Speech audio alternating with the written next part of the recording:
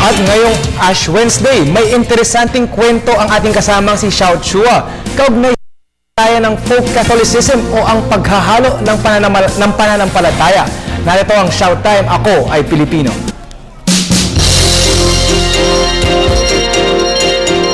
Makasaysayang araw po, it's Shout Time! Ngayon po ay Ash Wednesday, ang simula ng Kwaresma, na nagpapaalala sa atin na sa abo tayo ay nagmula at sa abo rin magbabalik.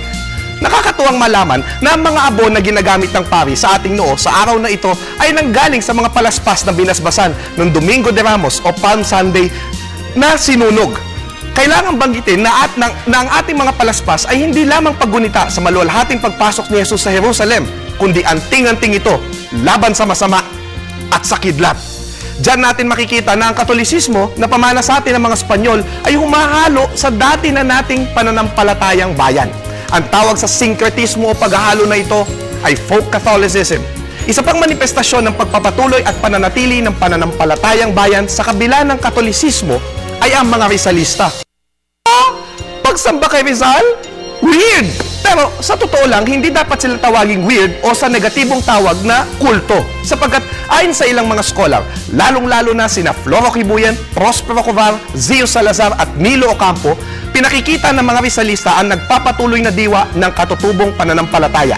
Ang pagsasamahan batay sa kapatiran, paniniwala sa kaluluwa o anito, mga anting-anting, paniniwala sa mga banal na tinig, ginagamit ang mga kuweba sa pagsamba sa kabundukan, sa paniniwalang ang kalikasan ay tahanan ng mga anito, at iba pang paniniwalang nag-uugat sa kwentong bayan.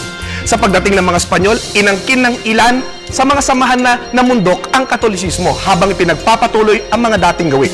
Nang namatay si Dr. Jose Rizal, dahil sa kanyang tingdig laban sa mga Espanyol, tila ginawa siyang anito ng mga samahan. Isang anito na hindi namatay, kundi patuloy na nabubuhay. Isang Kristong Tagalog.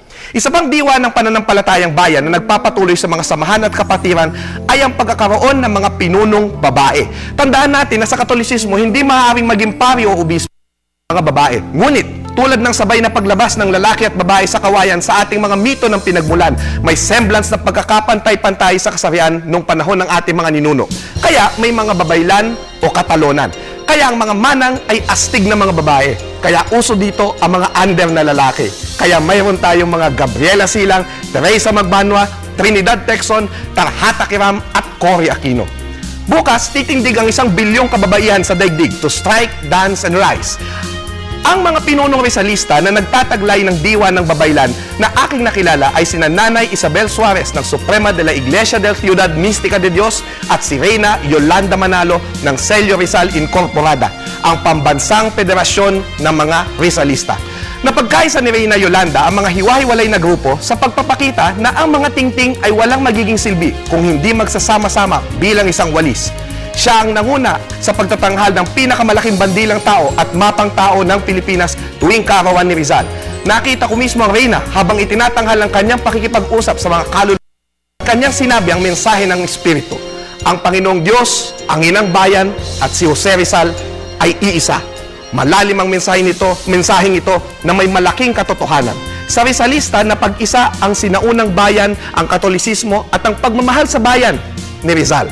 Happy 60th birthday, Reyna Yolanda, sa linggo, February 17. Sana may sa puso namin ang halimbawa ninyong mga Rizalista na kung tunay naming mahal ang Panginoon, mahal din namin si Inang Pilipinas. Ako po si Xiao Chua, para sa Telebisyon ng Bayan.